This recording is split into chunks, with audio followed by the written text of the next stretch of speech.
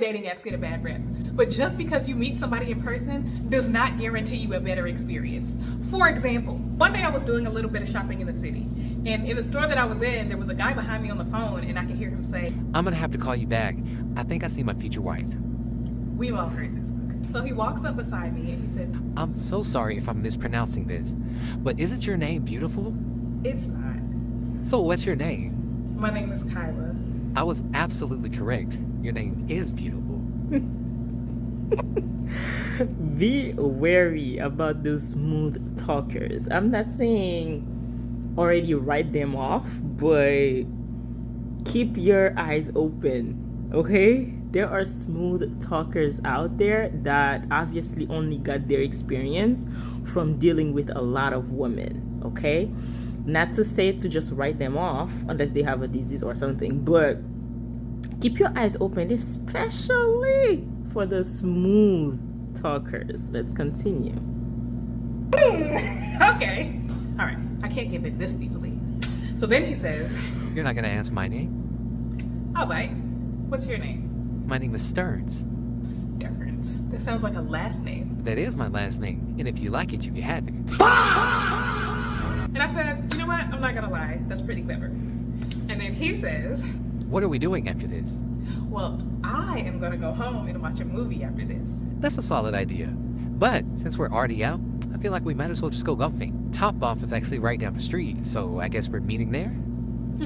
Yes. Yes, we are. So we meet up at Topgolf, and there's like a 30 or 40 minute wait. So initially we go outside to play the games, but it's just way too hot. So we go back inside and we sit at the bar. So the bartender tells us that if we're sitting at the bar, we have to open up a tab and we'll have to put a card on file. The guy turns to me and he says, Do you mind putting a card on file because I don't have one on me? what do you mean you don't have a card? So he briefly explains that he was a victim of identity theft.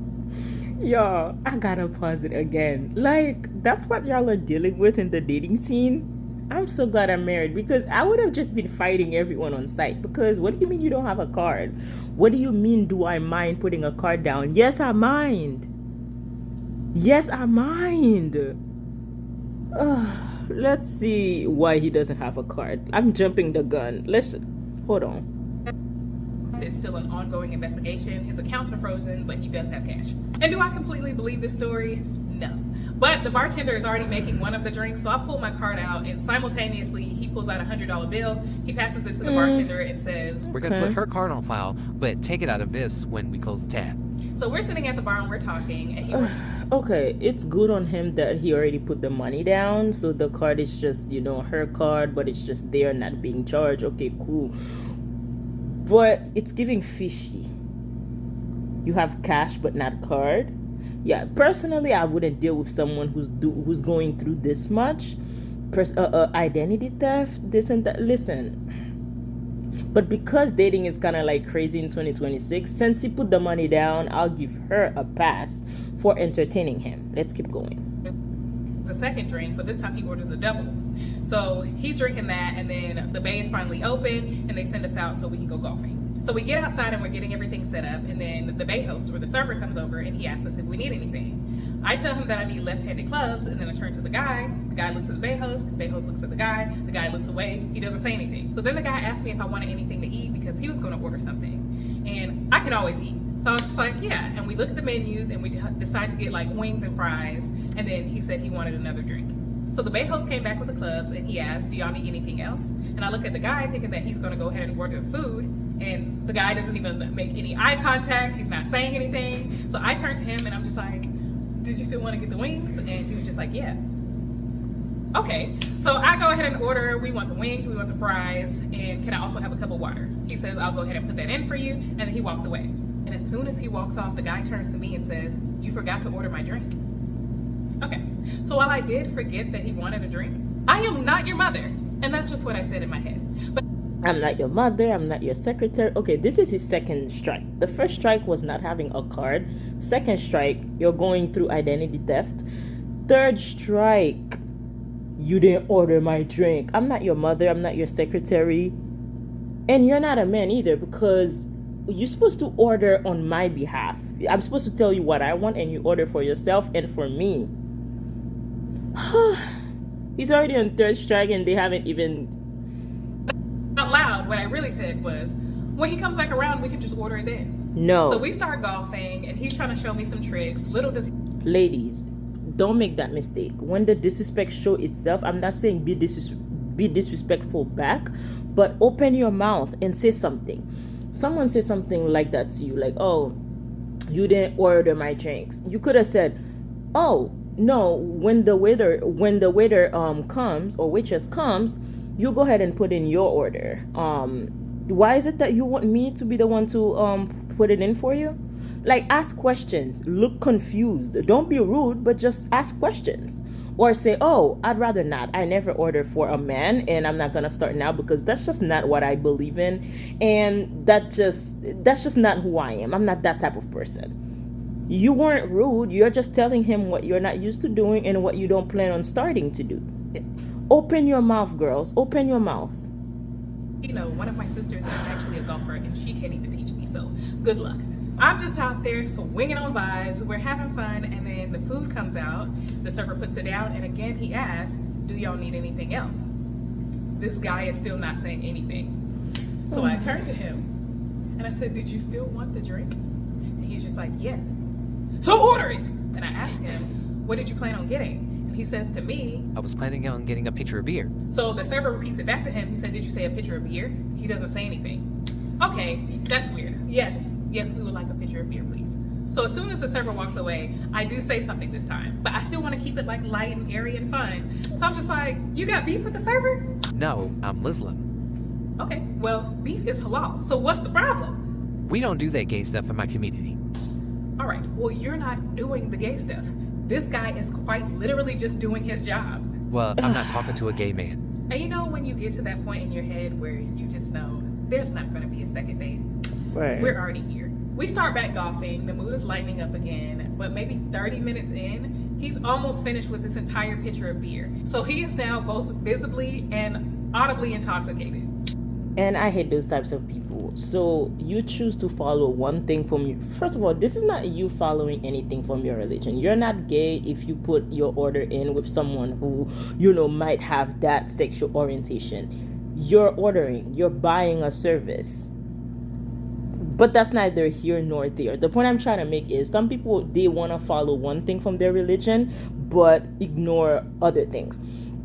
So you can't put in your order with a man who is possibly gay, as if that's a sin to put in your order with a man like that.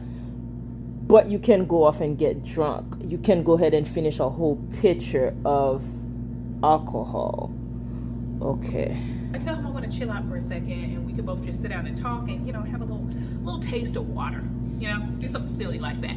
Out of nowhere, he just starts spilling his entire life story to me, including the real reason why he doesn't have a bank card. So here's the tea. So apparently, him and his ex-girlfriend were heavily into bank fraud. And while they were doing this bank fraud, she ended up getting caught. And when she got caught, she implicated him in the crime. Not only did she implicate him, but she fully blamed him for the crime itself. So an investigation went on. He got all his bank accounts seized, and he's no longer able to have a bank account. He ended up going to prison, and then he took the whole rap for it so that his girlfriend didn't go to jail. Only while he was in jail, his father ended up dying from some type of degenerative disease. He gets mad at her at that point because it's like, I didn't even blame you for this, but you're the one who got me put in prison, and I wasn't even able to see my father pass away. So when I get out of here, I'm coming for you. He didn't tell her that, but that's exactly what he did. When he got out of prison, he ends up going to her house. He pulls up on her. When he pulls up on her, she has a whole new man there. He's just like, who is this guy? And she did not lie, cap, or front. She said, this is my new man. I thought you were going to be in prison for much longer than that, and I moved on. He said, moved on. He gets to tussling with the new man, and while they're tussling, she calls the cops. So the cops get there while they're still tussling. He sees that the cops are coming, and he runs off into the woods. While he's in the woods, again, she gives up all of his information. She said also, not only that, but he just ran into the woods. He's probably still in there. So the cops end up running into the woods and then come with me. So when the cops came into the woods, he said he squat in a bush just like this, trying not to move. And he sat there for an entire 5 hours. And he sat there for the whole 5 hours because he thought they were going to sit outside and wait until he came out. Speaking of, let's get up. Okay, y'all. Sorry about that. I'm over 30. My knees are hurting. So, like I was saying, He comes out of the woods and then he goes to his house. Only I already told you, she gave up all of his information. So the next day the police show up at his house. He's still there. He gets arrested again. He goes back to prison. He's angry about it, but he ends up finding the Nation of Islam. And that's how he ended up becoming. Now, ladies, are y'all picking up what I'm trying to say? Do you see why you need to not only speak up when something is not going the way that you want it to, okay? Number two, y'all need to start cutting men off, sooner than that. The second you are on your third strike, I would have said, oh, you know what? I'm not really enjoying myself on this day. I don't think we're compatible, so I'm going to go home. Like the first strike, you don't have a card, you're going through fraud stuff or identity theft. Number two, you don't want to put in your order with a man that's probably gay because that's against your religion, okay? Number three, you can finish off your whole alcohol, but you pretended to be religious. Number four, now you're telling me the truth about why you don't have a bank card. Number five, you've dated somebody crazy. Number six, like, I know it's 2026 and dating is rough, but that doesn't mean just because you're thirsty, drink Clorox. Like, I'm telling you, just because you're thirsty, it doesn't mean drink nasty water, nasty mud water. Like, no, wait until you can find some clean water, if you understand my analogy. Like, I know dating in 2026 is tough. I have a lot of friends. Most of my friends are single. Okay, I'm married, but most of my friends are single. So they tell me stories about what happened. And that's why I appreciate my husband more and more every day when I hear these stories. But ladies, come on, man. Like, you're wasting time. And I saw this saying on Instagram. It says, and I think it's like a Japanese saying. It says, when you're in the train and you realize you're going the wrong way, it's going to cost you a lot more the further away you are. Like, the more you stay on the train, the more money it's gonna cost you to go back. So it's the same way, like, with dating. I see you're dating the same man for 5 years and it's been toxic, thinking like, oh, I know that, thinking like, oh, like, I already spent 5 years, this and that. You're gonna spend a lot more. So this lady, I know that dating is like scarce in 2026. The man barely wanna set up a date. I get it. But the second he said he's going through identity theft, the second he's telling you didn't order my drink, like, come on, y'all. Let's finish this story and see what else happened. It is clearly over. There's no point of me sticking around. So I walk over to the server. Hold on. The story. He is boo-hoo crying, and not just a little soft sob, but crying loudly enough for the manager to have to walk over there and ask us to go ahead and pay. He's a mess. So the manager hands us the check. He opens the check. His famous last words are, I'm not tipping no gay. all right, so this date is clearly over. There's no point of me sticking around. So I walk over to the server. I tip him myself. I apologize. I walk outside. I blocked this man before I got to my car. And I feel like this part is really needless to say. Embarrassing. But we never saw each other again. Duh. Oh my God, y'all, dating is insane. Which is why when it comes to like 3 or 4 red flags in one date, cut it off. Don't waste more time because, phew. Anyway, thank you guys for watching. I'll see you on the next video.